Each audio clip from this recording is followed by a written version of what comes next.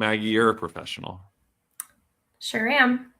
Not a professional Christian, but a professional therapist. What's your Yeah. official title? So I am a speech language pathologist in, Speech language pathologist. yes, my day job. Which is very funny. And this, I feel like a bad friend and an idiot. But you said SLP about 100 times, and I've never made the connection that that's what that stood for. Oh no! That's so funny. I SLP. feel so dumb right now. No. That's very funny. That like just I was like, oh, that's funny. That's why you say SLP all the time. In my mind, I think of like my mind goes to St. Louis Public every time you Yes. say. So I'm just like, man, the St. Louis public teachers must be pretty brutal on you. But no, yeah, speech language pathologist. So but you are, I mean, we just ended our last episode talking about this around Mhm. intellectual disabilities and the image of God and a relationship with God. And you are very passionate about advocating for the disabled community, the differently abled community. Like, what is the correct terminology? Yeah. Yeah. So I say disabled, and I will say disabled individual, disabled person. Disabled isn't a bad word. So it's totally fine to say. I mean, as long as you're not using it to insult somebody, but it's totally fine to say Sure. as a description. And that comes from the disability community themselves of, yeah, kind of, but yeah, that is the preferred term as far as I can tell. So. Okay. So, so we ended the last episode and we like started talking about this like minute 48 or 50. I know. So, it's but like, I think, now that we're almost done, how about I bring up this completely separate topic? yeah. And this could be a short episode. It could be a long episode. I don't know how long we're going to go, but I just thought you're a professional in this and we have like the opportunity to like leverage your lens and expertise in this and kind of connect it to where I'm at as a pastor and see like where are the overlaps, where do maybe Christians and pastors miss the mark. I know we talk at the Well a lot, the church I pastor, about being really inclusive. And one of the things that we understand is like we are really good at being inclusive of people that are queer, people that have been hurt by the church, people that have different political views. I mean, we have Republicans and Democrats and MAGA people and like we have a pretty eclectic group. So in many ways, I think we're super inclusive. But one of the things that we've mentioned is that we're not as inclusive as we would like to be in a myriad of different areas, and differing cognitive and physical abilities would be an area that we're trying to get better. And some of that's around like space limitations. But I also wonder how much of it's around like theological imagination of like what God can do, especially in terms of like intellectual disabilities. So and which is why I think it was an interesting conversation that we ended with last time, because I'll be honest with you, it would be like I've been to seminary, and in seminary, this conversation would be a niche elective class, not an integrated part of your theological framework. And so, what do you think about any of this and all of this, just to kind of get it kicked off and move in that direction? Yeah. So, a couple things just to let anybody listening kind of know where I'm coming from. I am a speech language pathologist. Another term is speech therapist. And if you're familiar with speech therapists at all, you would probably think about like kids that can't say their R's and stuff like that, or like kids that lisp. And I absolutely do work with those kids for sure. That those kind of speech sounds are something that I work on. But for me and in my career, a large part of my practice is working with kids that are pretty significantly disabled or pretty significantly impacted by their disability. So for me, that looks like kids that may have autism, kids with intellectual impairments, either due to injury, illness, or developmental disability like Down syndrome, something like that. Okay. And it varies from person to person. So yeah, no two individuals with a specific diagnosis are the same, just like no two individuals in the world are the same. Yeah, right. But that's kind of where I'm coming from. Professionally, I work with a lot of kids that are like they have no choice but to navigate the world through a disabled lens. So, Yeah. and I think that the church, from what I have seen, and I don't think this is a uniquely Christian church problem. I think this is a society problem. And I'm only going to speak to American society because that's the one that we live in and the one that I have like lived experience with. It's probably a smart choice. Yeah. Because I've had casual conversations about disability and people kind of throw back the like, oh, well, in other countries, it's so much worse. And I'm like, totally, I don't live there. Like, I can only speak about what's happening here because I know American policy. I know American education system. I know the American healthcare system. I don't know those systems of other countries. So those are kind of like the lenses I'm coming from. But I think that in a lot of ways, the church has this very complex relationship with disability. And I think that a lot of people, a lot of Christians, in an effort to do good, have actually done the opposite and have actually not been inclusive, not been welcoming, not been accepting of disabled people. So, yeah. And that's something I would really like to see change. Yeah. Well, so I mentioned this in passing. I don't want to throw my friend under the bus, but I did mention how they did a special Easter service away from the regular one for people with intellectual disabilities. What do you think about that? Like, that's like not a separate but not equal, but it's like in your view as just a professional, is that like caring or is that segregation or can it be both? It can definitely be both. So I love inclusion. My shirt right now says the future is inclusive. Oh, I love that. I love that. I'm always advocating for inclusion, but inclusion without thought or modification or adaptation is pretty much useless. So if you're thinking about like, oh, we want to make this space really welcoming for people with, especially if you're preaching a sermon, so there's this kind of like language-based, kind of like quasi-academic space, and you are creating it for people with learning differences, you can't just do the same exact thing that you would do for a typically developing population, but just say like, oh yeah, they're welcome to join, because that is an example of like, you're being included, but you're not being thought of, you're not being cared for. Yeah. And then there's kind of the flip side of like, I don't think that it's necessarily that it's inherently wrong or bad to have a separate service, because if that makes it easier to adapt and modify, and the disabled individuals that are attending that service get more out of it, then I think that is great. But it's definitely kind of like a case-by-case basis, in my opinion. So, yeah, I mean that was a smart answer in the sense that it's like that's the way life works. And so I appreciate that clarity. Though now after asking, it's like it seems like in any other level of inclusion, and I really appreciated the line like, what did you say? That's like, you didn't say it exactly, but essentially like inviting to show up, but not like thinking about, more or less, or like trying to do. And like churches do that. I think about, let's just put it in other framework, right? Like churches do this all the time with queer people, like come to our church, but you can't serve or get married or whatever. Like that's a level of this.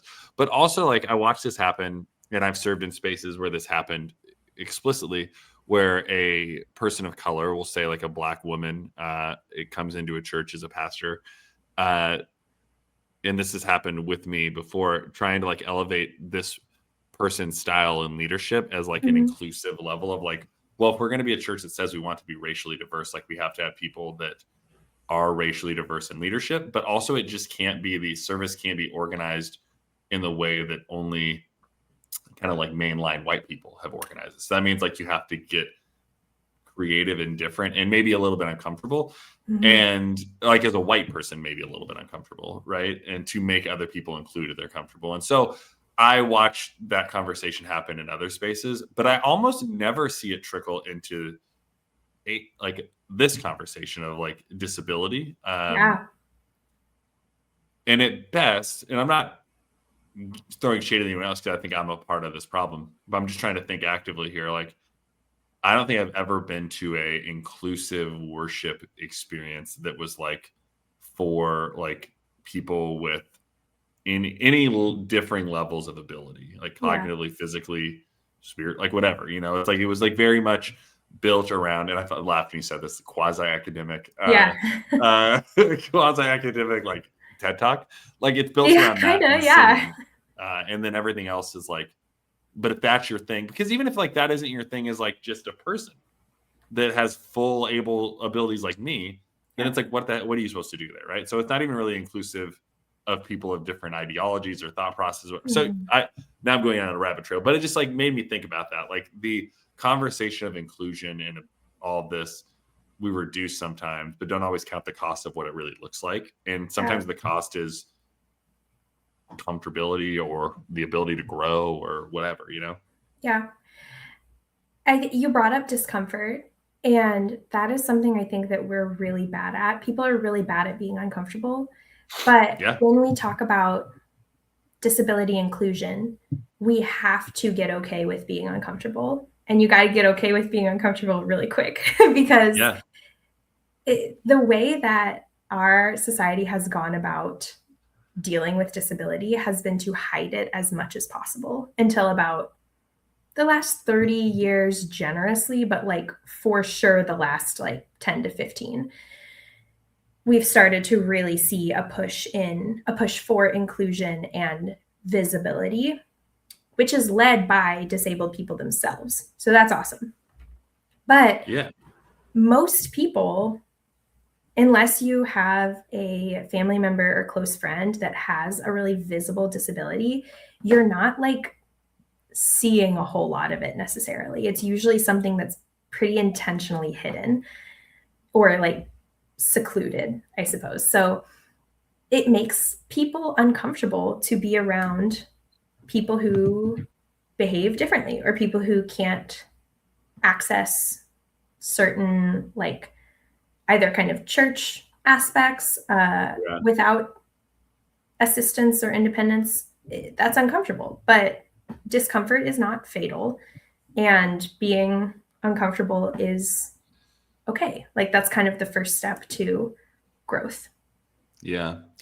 A colleague of mine who's no longer in ministry anymore, but we served at the church together, had a son, I think an adopted son, but like had high cognitive disabilities. And one of the things I appreciated about him was that he was always advocating for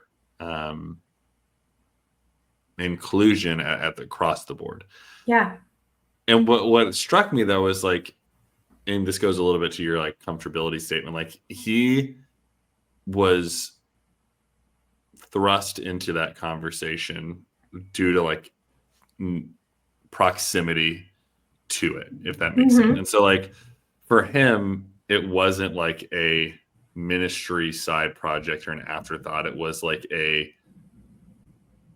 imperative and necessary and really quickly necessary part of what like fully holistic and functional ministry at the church looked like. Now, we never really realized that because he was one of the only people like advocating for that on staff because it was part of his experience. And so he was a really good advocate for that, even though it didn't come to bear. But I just go back to that idea of like nearness to it. Like sometimes it's out of sight, out of mind for a lot of people. And if I'm just being honest as like a pastor in my state, and I don't agree with this being the mentality, but I can hear the conversations. Like it's not compelling or it's not going to grow a compelling church that's inclusive across the board and that, I mean, I saw this with like queer inclusion and for racial inclusion. And so it goes to all levels of inclusion, but it's like hard. There's a book written by Rick Warren, The Purpose-Driven Life. I don't know if you read it or not, but he wrote a book called The Purpose-Driven Church. No, I'm a girl, so they didn't make me read that. My life doesn't have purpose, but But a Well, lot of boys that I knew did read it. well, I think you have purpose. Thank In you. that, I do too. he wrote a follow-up book called The Purpose-Driven Church, and in that he wrote the archetype that they were trying to reach: Saddleback Sally and Saddleback Sam, and they Mhm. were like 45-year-old corporate white people, right? And so their growth model was not inclusion; it was homogeny. Yeah. Like they were like, we're going to grow through building the collective of people that all think and look the same. And part of the reason that it doesn't work in churches is not because it can't or shouldn't, but because it directly goes in the face of like mega church growth mindset. And if growth by all means possible and necessary is the only goal, then you're never going to build a communal church or an inclusive church because it's uncomfortable Yeah. to do that across the board with any, whether it's gender, sexuality, or ability. It's just uncomfortable. Yeah. I hear what you're saying. And I think this conversation happens in education a lot too.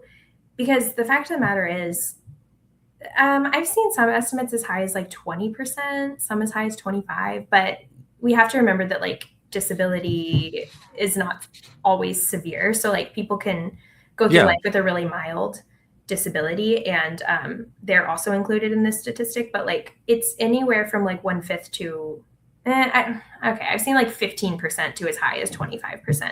And it depends on like who you're including in this and what you're counting as disability. But 15 to 25% of like the population is disabled, and that's not the majority. Like that's a minority. So if you have this kind of like corporate like growth type mindset, then yeah, you're not going to cater to 15 to 20% of the population as like your main demographic that you're going after. Yeah. But kind of back to our last topic, my question would be, are you trying to grow a church to be big like a business, or are you trying to lead more people into relationship with Jesus? Because if your point really is to have a church that is actually doing the work of Jesus, I would say focusing on growth is not the priority. Yeah. I am saying that as a pastor who's not in charge of the church and doesn't have like, okay, yeah, but we got to like pay rent for the building that we are in and like that kind of thing. So I understand that like that. I think that what I'm saying is true, but I also know that we live in the real world and like ultimately there has to be both. So No, yeah. The only reason I smiled was because I thought about saying something that I don't actually believe, but I'm like, someone will clip it and then it'll be like, oh oh, no. this guy. Yeah, so I was like, I'm not gonna say that. But no, I'm with you. Like, I actually. So this is a hot take. Well, it's actually not a hot take, but for a pastor, it's a hot take. I'm just growing increasingly more disinterested in like the machine of church in general, in terms of like, is its goal to pay rent or to pay its pastors or to, I mean, like I would say, I think it's certainly my livelihood. Yeah. But it's like, I've said this every time we've done like a capital campaign or fundraising campaign, which has only been once in our church's existence. I'm like, this is not the Young Merbarger Liebarger Foundation. So it's like your charity foundation. So and those are our pastors' last names. So it's like, your job is to not put food on my table, right? Yeah. Like, in the same way, it's not to pay rent to the end that's not serving the mission of the church. And so I'm actually 100% with you. Like, I think growing the church is not the end goal. If it's growing it as the end, I think that is a mechanism of building something really formative that people want to invite their friends to, and then it will grow because of that. But I think and this is where I watch a lot of my colleagues and friends fall into traps, like, and we do that. We get in like big group settings and we're talking about our churches, and it naturally, I watch people and I'm like pretty confident and self-secure. I'm not like super insecure about the church. So I don't walk in and be like, hey guys, we got X number of people and doing this and that. But I watch people walk into these spaces and they feel like that's what they have to do. And so then by virtue of that, that's what they feel like they have to do in their church, because the story they're telling to other people. And the religious, when I said on our last episode, like, I'm more interested in Jesus and less in religion in the institution, like that's why I'm less interested in the institution, because it's turned it into like we've turned pastors into like CEOs and startup moguls and stuff. And it's like, we're not that. Like, we're supposed to do something far different and hopefully more impactful than growing a cool, sexy startup. Totally.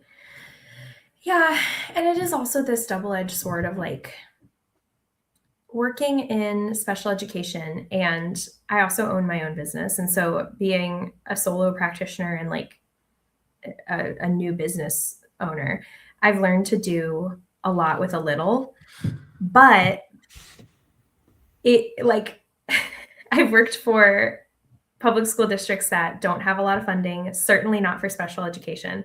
And I work for school districts that have more.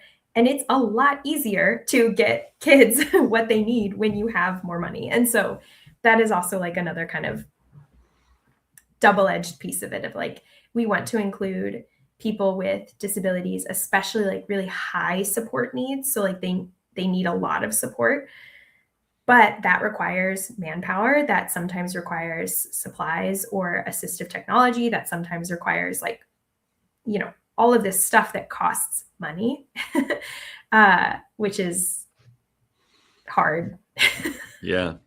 Let's take money, institutions, resources all out of this conversation for a second. Mm-hmm. What do you think the relationship is between the image of God and a relationship with God and those within the disabled community? Knowing that oftentimes that is pitched in a pretty ableist way. Yeah. So I want to talk about ableism in the church really quick, because that I think is going to set up my personal theology about this. Yeah. So the church has a really messy history with disability, and I think a lot of it comes from a good place. But there's all kinds of like disability theories and models for like how we as people interact with disability and kind of what to do with it. So the primary ones in healthcare and in education are like the medical model versus the social model. So the social model says that, well, let me start with the medical model. The medical model says that disability is an injury, illness, disease, disorder, etc., and it is something to be solved with medicine or therapy. Okay. And the goal is to get the disabled individual to look and operate as close to a non-disabled individual as possible. So that's kind of the medical model. Then there's the social model, which is like what is most disabling is society's interaction with disability. And if there were fewer social roadblocks, then people with disabilities would be more successful, quote unquote, successful. And by that, I mean more independent, more included, more accepted, if our society as a whole was more accepting and more inclusive. There's also the, now I'm totally blanking on like the official, the charity model. And this is a big one that the church has kind of propagated. So for a long time, the church has, and this model of disability sees people with disabilities as objects of pity, and therefore does a lot of charity about it. So the church has really kind of, I think that's the one that, and the thing about all of these is like, there's not any one disability model that I think is evil, and there's not one that I think is 100% right. I think that these are all different lenses that you can see disability through, and you kind of need little bits and pieces of all of them to have a holistic view of disability. So taking like the charity model, for example, it's not bad to want to give people material goods that they need. It's not bad to have compassion for people that are having a hard time. Yeah. But it is bad to place yourself as an able-bodied person on a pedestal above a disabled person simply because they're disabled. So that's kind of that's the downside of it. And I think that is what the Christian church has preached for a long time. And a lot of the ways that Jesus's interactions with disabled people in the Bible have been interpreted and taught. That and the moral model. So the moral model of disability is kind of like the who sinned, this child or their parents, where disability is the result of a moral imperfection or a wrongdoing of some kind, which obviously leads to bigotry. Like it's really easy to see how that one can go off the rails. There aren't very many redeeming. I don't think any of them are evil. There are not very many redeeming qualities about the moral model, I gotta say. I would say that one, I'm not a professional in this model, but it sounds like it's already started off of the rails. And yeah, so no, it's pretty bad. That one's, I may amend my former statement a little bit. I think that one's at best ignorant and at worst evil. So yeah. But yeah, so I think that those are kind of like the models that are constantly like running through my head when I think about disability, and especially when I think about getting access for disabled people to like education in my job, to communication, certainly, or to church and to a relationship with God. So all of that being said, I was raised in a tradition where your personal relationship with God is very, very important. And no one ever talked about, so like if you didn't have a strong personal relationship with God, that was like a bad thing and kind of this like you're failing at Christianity type of a deal. But no one ever talked about what happens if you cannot metacognate about religion. Like what happened, and so like thinking about thinking is metacognition. What happens if you cannot reason abstractly? Because that is a developmental skill. So like young children don't have the ability to reason abstractly because their brains are still developing. But a lot of people with disabilities, either if they have a brain injury, that ability kind of goes away, or if they have a cognitive impairment, they may never develop that skill of reasoning abstractly. And I'm saying all of this in like a neutral way. It's just, that's just the reality that some people are working with. And so for me, something that I guess that's why I wanted to talk about this, of like, if we're saying that this relationship with Jesus, who is not concrete and is not tangible, is the most important thing, then what do we do with people who can't access that in the way that you're like, in the way that it's being presented? Does that make sense? It does make sense. And this is, I have like a lot of different things going through my mind. One being, and we can get to this later maybe, is like how your professional career has played a role in your deconstruction, because I just hear some like overlaps in those potentially of like what your thoughts are on God's interaction in the totality of the world has led you into a place of asking bigger and better questions. But what this made, so someone came up to me after service on Sunday and asked me what my thoughts were on mission trips. And I was like, well, I ran a mission organization, short-term mission organization for 5 years. And so I think that there's value, but then I recommended a book called When Helping Hurts, which is about like kind of the capitalization of mission organizations and like the places like in Mexico that are building houses that like build them, tear them down or whatever, or like don't like contract local workers, and like how generally it's like a human or not a human thing, but it's like trying to make us feel better as the people going to do the work. And then she's like, well, that's not actually what I was talking about. I was like, oh, well, that was a weird way to phrase that. But then what they said was, and I didn't say that to them, but they were like, well, what they really meant was like evangelism trips. And this idea of like going, and I can't remember where they said, but it was like some remote place, and they're like taking the gospel here and like converting people. And I was like, well, I'm kind of against that because that feels like imperialistic and all of this. But it made me think a little bit of where you were in this conversation, in terms of it's like the way we treat evangelism is similar, I think, in this way. Like we take the thing that worked for me and then we just drop it into a context where it's like maybe not valuable, maybe not helpful, maybe not necessary, but we're like just shoving the square peg in the round hole, making it work. And then we wonder why things go off the rails, right? And what's really interesting is like the method, I'll use this is like a little bit of a tangent that I don't think is unhelpful, so maybe we'll just edit it out later. But the Methodist Church had a big denominational split several years ago on queer inclusion. And the largest conservative voting base was in Africa, which was a place that we like colonized with conservative Christianity, and then wondered why things like were hyper conservative there. And like, and it wasn't that it was like necessarily like their natural inherited culture that was bigoted, but it was the religious institution we handed them, and then wondered like, well, why are you guys holding on to this? Does that make sense? So it's like No, totally. we built up this thing and then judged them for the thing that we handed them in the way they were practicing it, which was practicing it the exact way we handed it to these people that weren't necessarily like Methodist beforehand. You know what I mean?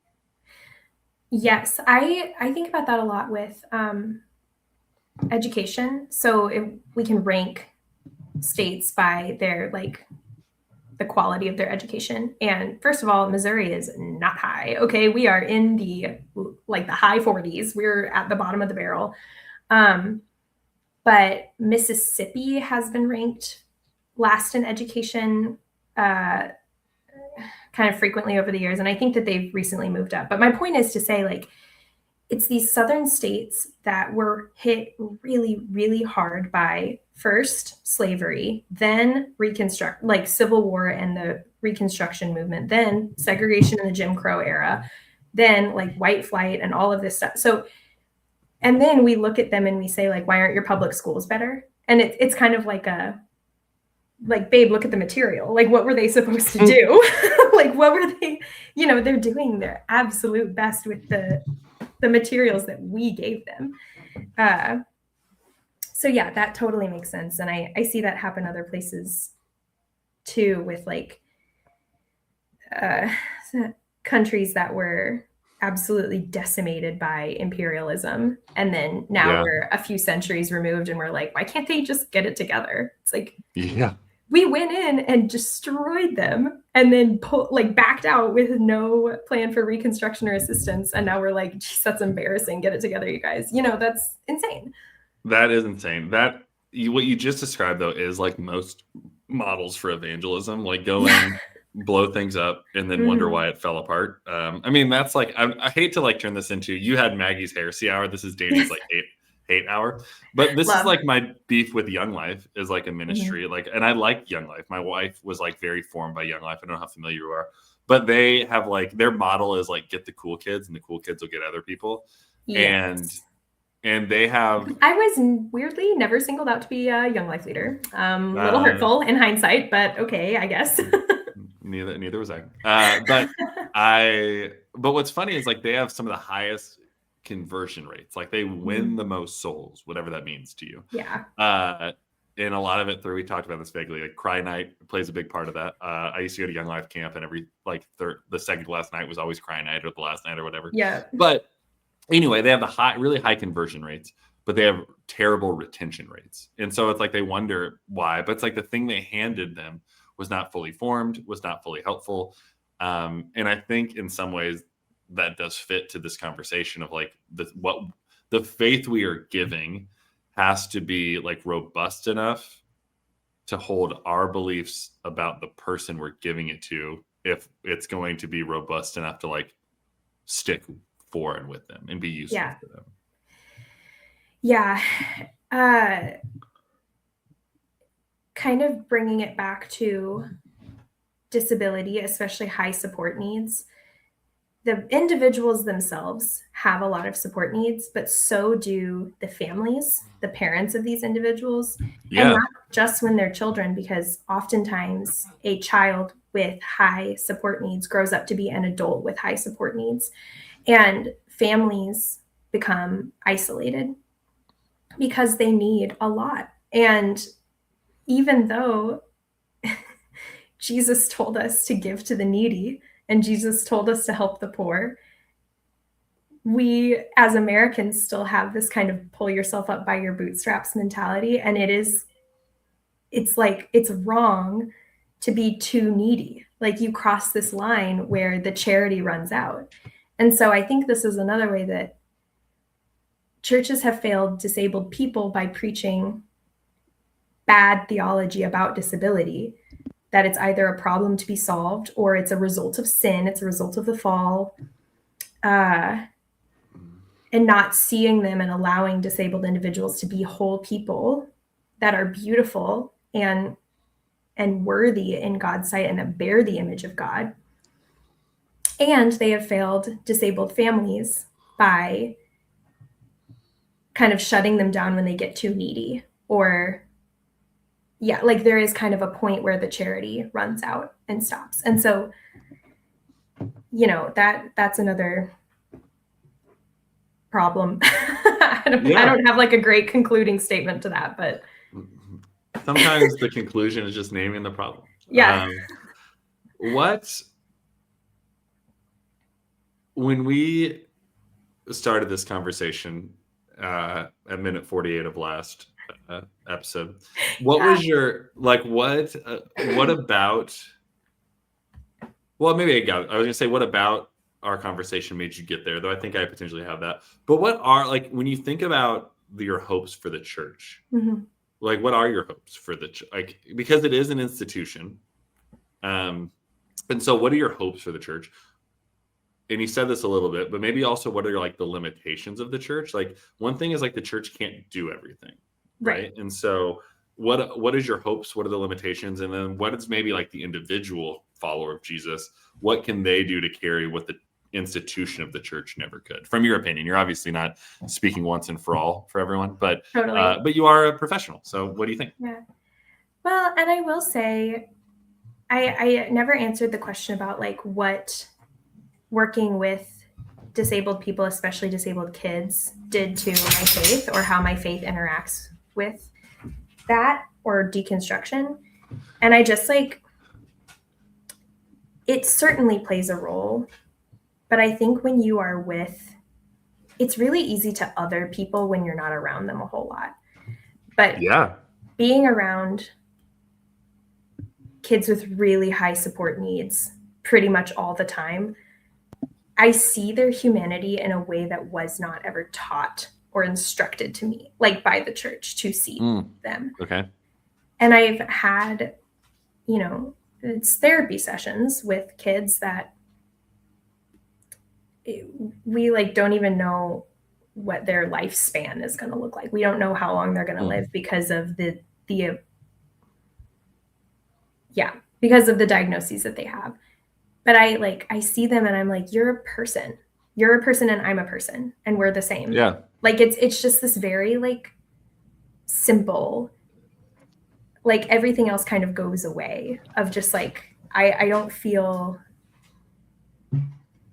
and we can get into, Jesus certainly emulated the charity model, the medical model of disability, by healing the blind and the quote unquote lame, which is an outdated term, but still in a lot of translations. But in that culture, he was kind of giving them access to their humanity again, because of how the culture at the time treated disabled people as less than human. So, that's a whole other conversation that I'm bringing up 37 minutes into our recording. Yeah. I know you have a keen ability to bring up big topics late in episodes. It's because we get to talking and I get to thinking about things. Okay. I'll keep it to myself. I had another funny get clipped out of context. You're gonna get clipped and you're gonna get canceled. There's a guy that he is a political commentator, but he's he kind of looks like me a little bit, big, scrappier beard, a little thicker, glasses, and he just talks shit nonstop on Twitch. And I just saw him on a thing Ezra Klein from the New York Times just wrote a thing about him, and then about how he's maybe helpful to the cause, but he's kind of been seen as an irritant. But anyway, he was this person that he was having a podcast conversation with. It's John Favreau on Pod Save America, maybe. Oh, okay. Or Crooked, or whatever his podcast is. But anyway, he was having a conversation. Not John Favreau is not the guy, but this is who he was talking about. Yeah. And he was like, "Are you afraid that you're going to get clipped out of context, or do you feel a responsibility?" And he's like, "No, I'm just going to keep saying what I'm going to say, and it's off the cuff." And I so badly want to do that, but I just know that things are going to get clipped out of context. And yes.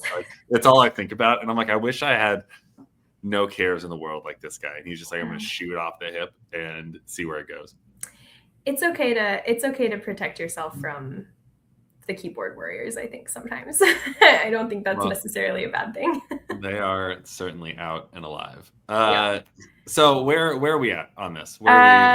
Okay, I veered off the path by talking about how being around disability made me it made it less of like an other like hypothetical group and more of like a no, these are real people in the real world and we share more than we have difference, I suppose. But you had asked me a question before that had 3 parts and now I can't remember what it was. Yeah, yes, I did ask you a 3-part question, and I thank you for going back to what I said earlier. The 3 parts were essentially like what should the church do? What are the church's limitations, and where should we meet up the difference? If that makes sense. Yes, I think that the church absolutely could step it up in the area of like mutual aid. So, and this kind of does come back to like the money thing, but I think about this TikTok that went viral a few months ago. I'm sure you saw it, of a woman calling around to churches asking for baby formula. I did see this. Yeah. And that went viral. I don't agree with every single take on it, but she called a lot of churches and they were like, no, like we don't really do that. Or they referred her to local like nonprofit programs or, you know, other things, kind of like it felt like they were giving her the runaround a little bit, like kind of, you know, pushed her off to other things. And then I think that she called a mosque, and the person who answered offered to just buy her formula like out of their own pocket or something. Like the secretary who answered was like, yeah, I'll buy it for you. What do you need? And that was like kind of where she stopped the experiment, because she was calling around to different like faith organizations. Yeah. So I think that that's atrocious. And when it's something as simple as baby formula, it's like, yeah, like, can we not as a church body pull together and handle that, you know? And a lot of churches do offer, especially in rural communities where there aren't as many kind of health resources or nonprofit organizations or other things, that a lot of churches do dry goods drives. A lot of churches run the local food bank. A lot of churches have medical debt relief programs. They do that. But when I think about you use the term like religious industrial complex last episode. When I think about like the religious industrial complex at like writ large, like as a whole, I'm like, that probably makes up 1% of like where all of the money that's flowing around. That's my super like cynical take on it. But I think we could really step it up in that regard.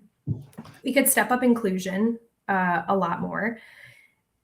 But I don't think that the church is solely responsible for this role either. I think that, you know, my personal politics is that the government is also partially responsible for this role, and that other like nonprofit grassroots organizations are responsible. So like we all have to take care of each other. It's not just the church should be doing this, the government should be doing this, people should be doing, like it should be everyone. Well, that is just woke nonsense. The woke mind virus. No, I think that's interesting. And that's part of why I asked you, because it's like I 100% agree. It's like, and why I ended with like, what is our personal responsibility? And I think politics, which is just like the will of the people put into social action, is like a part of that. And I had some beef with that woman who called around, because I'm like, I think churches should show up and do things, and it shouldn't take 10 committee meetings to get baby formula. I also think it's like a little bit unfair the way you framed and went about it. But I think the church sometimes needs unfair critiques because it's got away with a lot of BS over the time. But I've also like, oh, sorry, I interrupted you. But no, I worked part-time a few years back for a domestic violence organization, and we had people calling for things that were not under our like scope of what we did a lot of times. So people who were homeless but not fleeing domestic violence, that needed resources, supplies, things. And our job then was to kind of like act as a switchboard and refer out to other organizations. And that's because a lot of those types of nonprofits operate off of grant money that have very specific rules about what it can be spent on, and you can lose your grant money if you spend it on other stuff. So churches don't really fall under that umbrella, but I did think about that when she was calling around. I was like, well, like there may be factors at play that she is not aware of, and it's not just because the person on the other line is so evil and selfish and won't give her money for baby formula, but it's also like there could be kind of this system that's in place that she doesn't know about. So I don't know. That was just. Yeah. Well, if I'm also being critical, like churches often, they don't want to start a slippery slope. If I give it to one person, I got to give it to everyone. And like, that's negative. You know what I mean? It like, is. That's not good. That's not good. All right. Well, not that anyone listening to this podcast cares, but here's the deal, Maggie. I've got to get to the gym in 30 minutes. So we need to land. We got to wrap this up. we got to wrap this episode up. So what do we think? What's our takeaway? And I am uniquely interested in this because just of you and your lane. And I think this could be an interesting thing for us to sometimes revisit, is like your professional perspective and how that's influenced your theology and all that. But for someone that's like tuning in, that was looking for like hope for the differently abled community in the church, like how do we go about that? What's your word of wisdom? Well, and kind of like I said in the first episode, I feel like, or not the first, but the last episode when we started this conversation, I feel like centering and making a personal relationship with Jesus or God the only thing that matters in practicing Christianity is just not big enough. Like, I think that because when we think about people with disabilities that have a hard time reasoning abstractly, their relationship with God, or cannot reason abstractly, their relationship with God is going to look different. It's not going to be the way that you or I might conceptualize it. And that has to be okay. Because if we're talking about the same God, if we're talking about the same Jesus, then they love those people too. And those people are also made in God's image. And it isn't like a pity thing or a like, oh, well, they get an exception because they don't measure up to, they don't check all the boxes. That's not what I'm getting at. I'm saying like everyone, even able-bodied neurotypical individuals, also have access to this bigger, wider, more kind of like encompassing relationship with God than just reasoning abstractly about a person who's not here, or a being who's not here, I suppose. Yeah. That's like it would be a reductive way to shrink it all down to that, right? So, well, I appreciate this conversation. It's like certainly one, I love these kind of ones because it's helpful for me. Like it gets me outside of my own kind of rut, for lack of a better term, that I've dug myself into in terms of like what being a pastor looks like, what the challenge is, what the call is, what it looks like. And I'm always interested, especially as someone that advocates pretty loudly for inclusivity, understanding that it's like a much broader term than just like queer people. Yeah, for sure. For sure. So, well, I'm excited to dive back. Did you have any final things that you said that we now have to revisit in the next episode that we can just keep this? Any topics I brought up at like,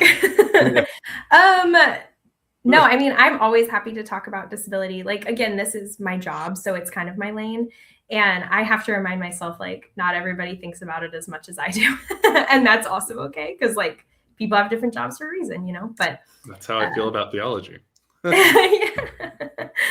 So yeah, but I would love to keep talking about this. Maybe one day we can get into kind of deconstructing one of the passages of Jesus healing a disabled person, some of the miracles he performed, and talking about that a little bit. That could be kind of fun.